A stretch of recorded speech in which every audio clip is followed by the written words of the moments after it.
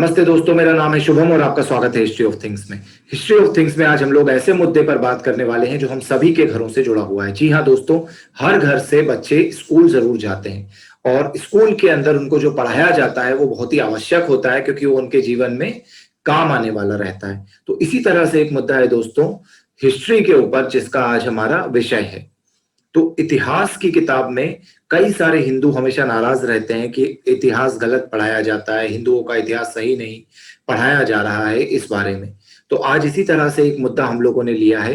एक टीचर हैं जिन्होंने मुझको एक एनसीईआरटी की पुस्तक भेजी, एनसीईआरटी की पुस्तक का एक चैप्टर भेजा 7th क्लास का, कि एनसीईआरटी की पुस्तक के अंदर देखिए क्या पढ़ाया जा रहा है। तो दोस्तों मैं उसको देखकर शॉक हो गया कि बहुत ही एंटी हिंदू तरह का एक प्रोपेगेंडा बनाने का जो प्रयास पिछली सरकारों में हुआ, वो प्रयास में उस एजुकेशन में इस तरह के चैप्टर डाले गए और डालने के बाद अभी तक वो चैप्टर्स उसके अंदर हैं। तो मैं स्क्रीन शेयर कर कर आपके साथ वो चैप्टर शेयर करूंगा और उसके बाद आपको समझाऊंगा कि देखिए इसके अंदर क्या चल रहा है। तो अभी मैं स्क्रीन शेयर करता हूं और आपको बताता हूं कि कौन सा चैप्टर है। जी हाँ दोस्तों, ये वो पुस्तक है एनसीईआरटी की हिस्ट्री की किताब, और एनसीईआरटी की हिस्ट्री की किताब के अंदर 7th क्लास की ये किताब है और इसके अंदर 65 नंबर का ये पेज है। तो 65 नंबर का ये पेज है और चैप्टर का भी नाम मैं आपको बता देना चाहूंगा कि कौन सा है, शासक और इमारतें। 5th नंबर का ये चैप्टर है। ये इंग्लिश और हिंदी दोनों में एनसीईआरटी में पढ़ाई जाती है। तो मैंने हिंदी वाली ली है क्योंकि हमारी ऑडियंस जो है वो हिंदी है, ताकि आप लोग देख सकें। तो दोस्तों इस तरह का एक पूरा का पूरा मुगल आर्किटेक्चर ये सब समझाया जा रहा है। बट देखिए, मंदिरों को क्यों नष्ट किया गया, ये है इस जगह पर ये टाइटल दिया गया है। तो मंदिरों को क्यों नष्ट किया गया है, जब आप देखते हैं सुनते हैं तो आपको क्या नजर आता है? आप लोगों की नजरों में सबसे पहले वही चीजें आती हैं कि किस तरह से मुगल आए, किस तरह से हमले हुए, किस तरह से तोड़ा उन्होंने मूर्तियों को। जी हाँ, लेकिन देखिए इसको शुरू कैसे किया गया है। इस किताब को जो बच्चों को पढ़ाया जा रहा है उसको शुरू किया गया है, राजा मंदिरों का निर्माण अपनी शक्ति, धन संपदा और ईश्वर के प्रति निष्ठा के प्रदर्शन हेतु करते थे। मतलब शक्ति और धन संपदा को दिखाने के लिए और आखिरी में ईश्वर के प्रति निष्ठा के लिए करते थे। मतलब राजाओं की वो कुछ पर्सनल चीज होती थी, ऐसा बताने की कोशिश है। इसके बाद ऐसे में यह आश्चर्यजनक नहीं लगता कि जब उन्होंने एक दूसरे के राज्यों पर आक्रमण किया तो उन्होंने प्रायः ऐसी इमारतों पर निशाना साधा।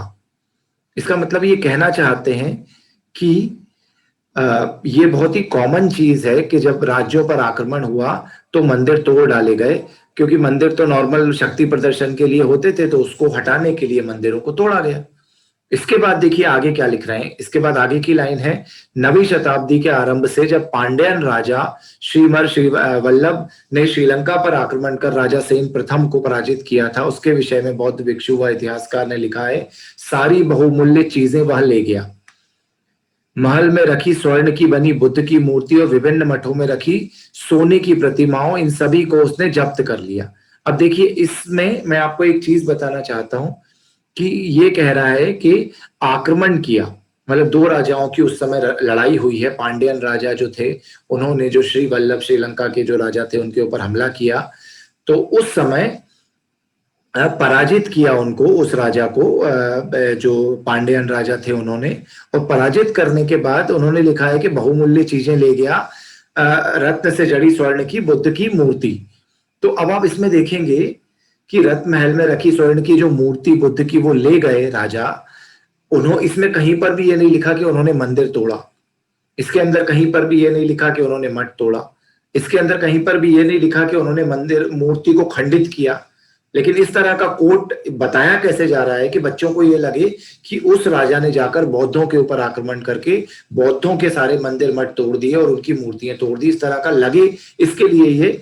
जबकि टाइटल क्या था, मंदिरों को क्यों नष्ट किया गया। और यहाँ पर मंदिर नष्ट करने की बात नहीं हो रही है, लिखा जा रहा है कि वहां से वो मूर्ति को उठाकर ले गए, जब्त कर लिया, जब्त कर लिया। इसके आगे क्या लिखा है, सिहली शासक के आत्म स्वाभिमान को इससे आघात लगा, उसका बदला उन्होंने बाद में जब लिया तो अगले सिहली शासक सेन द्वितीय ने अपने सेनापति को पांड्यों की राजधानी मदुरई पर आक्रमण करने का आदेश दिया।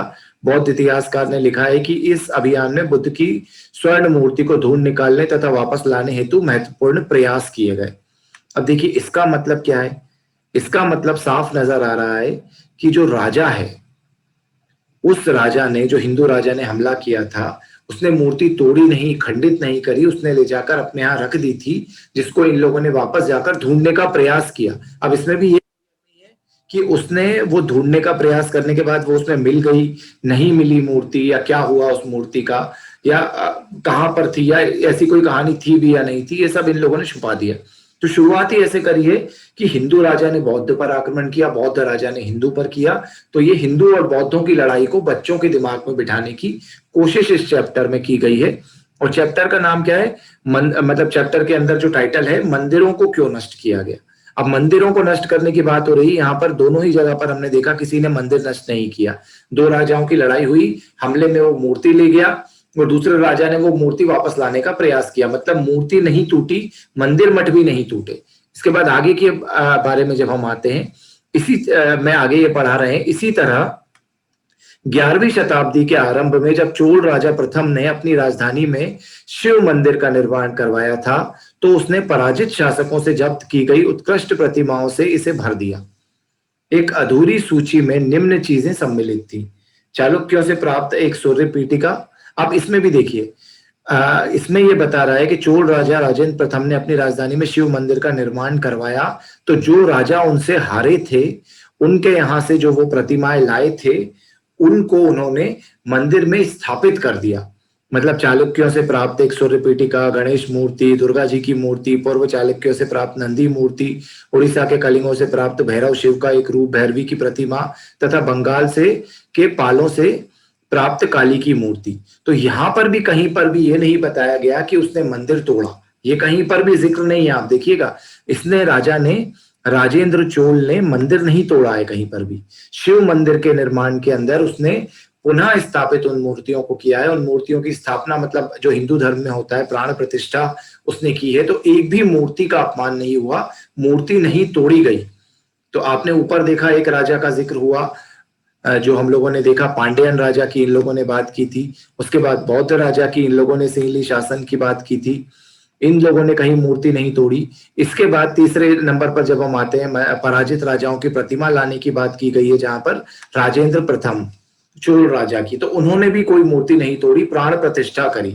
तो इसको किस में डाला गया है? मंदिर, ये मंदिरों को क्यों नष्ट किया गया, इसके अंदर डाला गया है। और ये पूरी भूमिका शुरुआत में क्यों बनाई गई? क्योंकि किसी चीज को डिफेंड करना था। डिफेंड किसको करना था, उस बात पर ये लास्ट चैप्टर में आ रहे हैं, लास्ट पैराग्राफ में आ रहे हैं, सॉरी।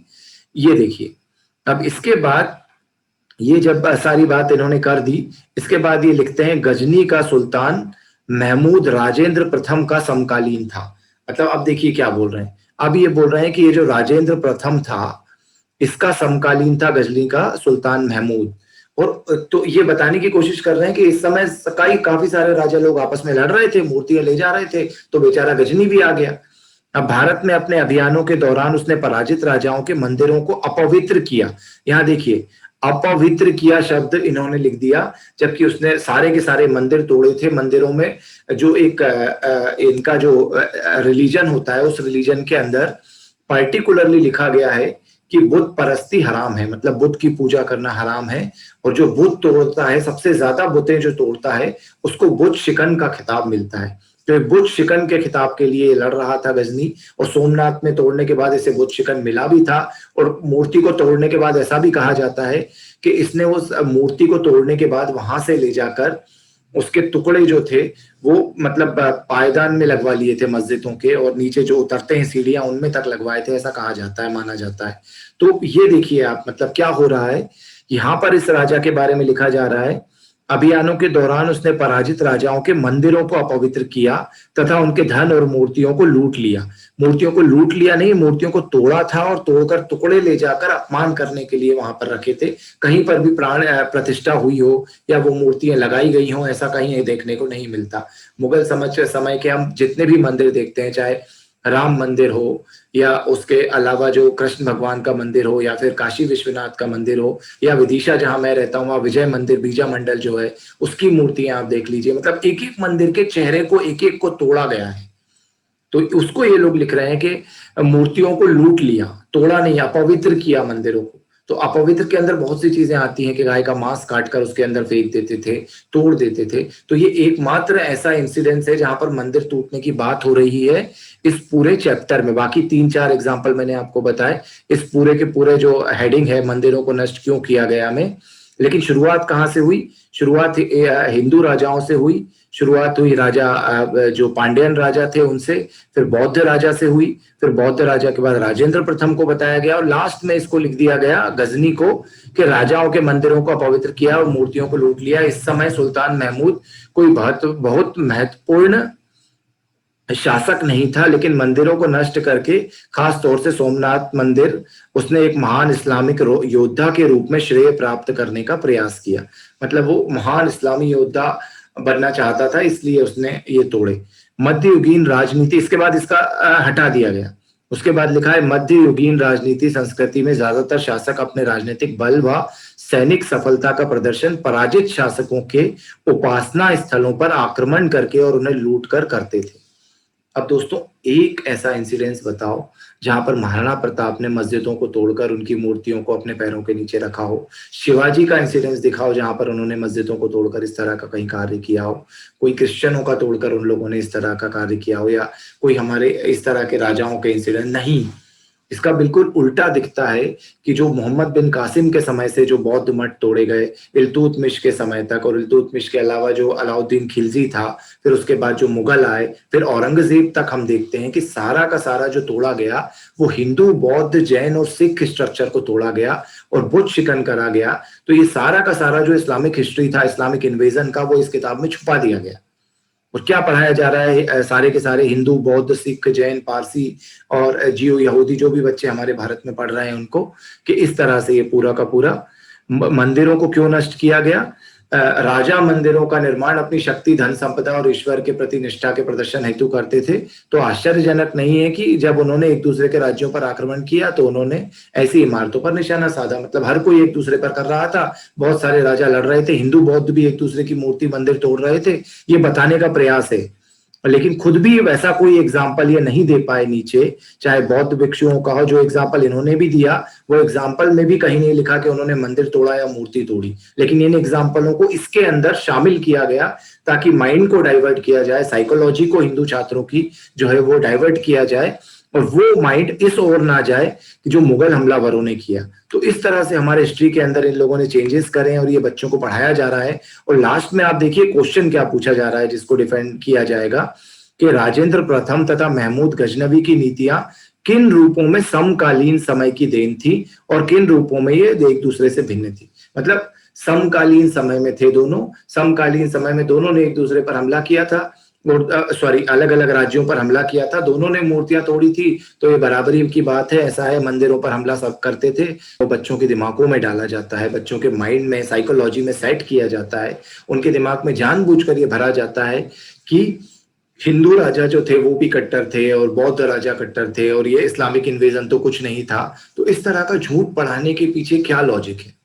इतिहास जो होता है वो इतिहास होता है, और खुद मुगल हमलावरों के साथ जो आए हुए राइटर्स हैं, उन राइटर्स ने जब लिखा है किसने कितनी मूर्ति तोड़ी, किसने कितनी हत्याएं करी, कैसे उसको बुत शिकन मिलता था, बुत परस्ती हराम थी, कितनी मूर्तियां तोड़ने पर उसको क्या महानता सिद्ध हुई उसकी, कैसे उन लोगों ने पैरों में मूर्तियों को लगाया, ये सारा का सारा दस्तावेज जो है, इवन बाबा अम्बेडकर, जो भीमराव अम्बेडकर जी हैं, उन्होंने अपनी पुस्तक भारत अथवा पाकिस्तान के विभाजन, पाकिस्तान अथवा भारत के विभाजन में ये सारा लिखा है। उसके बाद भी हमारे हिस्टोरियन ये चीजें नहीं समझते, और इस तरह की चीजें अनफॉर्चुनेटली आज भी भारत की हिस्ट्री की किताबों में पढ़ाई जा रही हैं। 7th क्लास की ये बुक है, और 7th क्लास की एनसीईआरटी की बुक के अंदर मैंने आपको बताया कि ये लिखा हुआ है, ये सारा का सारा मंदिरों को क्यों नष्ट किया गया। और इसके चैप्टर का जो नाम है वो भी मैं आपको बता देता हूँ, 5 शासक और इमारतें। यदि आप लोग खुद चाहेंगे तो गूगल से डाउनलोड करा जा सकता है इस पुस्तक को, एनसीईआरटी की साइट से, और फ्री में आप लोग डाउनलोड करके ये सारा पढ़ सकते हैं। और ये मैंने सिर्फ एक एग्जाम्पल दिया है, इस तरह के कई एग्जाम्पल हैं जहां पर मुगल्स को और इस्लामिक रूलर्स को बहुत ज्यादा ग्लोरीफाई किया गया है और हिंदू राजाओं को डेमोनाइज और इंडियन कल्चर को डेमोनाइज करने की कोशिश की गई है। तो मेरा ये अपील है आप लोगों से कि ज्यादा से ज्यादा इस वीडियो को शेयर करें और सरकार तक पहुंचाएं, और सरकार से ये अपील है कि सरकार जो है वो सच को पढ़ाए। इस तरह का झूठ और इस तरह का जो एक नैरेटिव ड्रिवन, एजेंडा ड्रिवन जो हिस्ट्री है जो वामपंथियों ने लिखी है या जिन्होंने भी लिखी है, इसको हमारे हिंदू बच्चों के, कम से कम बौद्ध बच्चों के, सिख बच्चों के, जैन बच्चों के इतिहास की किताबों से हटाया जाए। क्योंकि जब तक ये नहीं हटेगा, एक भ्रम उनके मन में झूठा बना रहेगा और वो भ्रम के कारण बाद में हो सकता है उनको बहुत ज्यादा नुकसान झेलने पड़े। और दुनिया में भी वो सही इतिहास लेकर जब नहीं जाएंगे तो फिर उनको खुद के देश का जब सही इतिहास नहीं पता रहेगा तो वो कैसे आगे बढ़ पाएंगे। तो मेरा यही आप लोगों से अपील है कि ज्यादा से ज्यादा इस वीडियो को शेयर करें और सरकार से हो सके तो अपील करें कि इस तरह का गलत इतिहास पढ़ाने से बच्चों को रोका जाए और एनसीईआरटी पर ये दबाव डाला जाए कि इस तरह के गलत इतिहास को वो बदलें और बदलने के साथ ही सही इतिहास को पढ़ाना शुरू करें। धन्यवाद।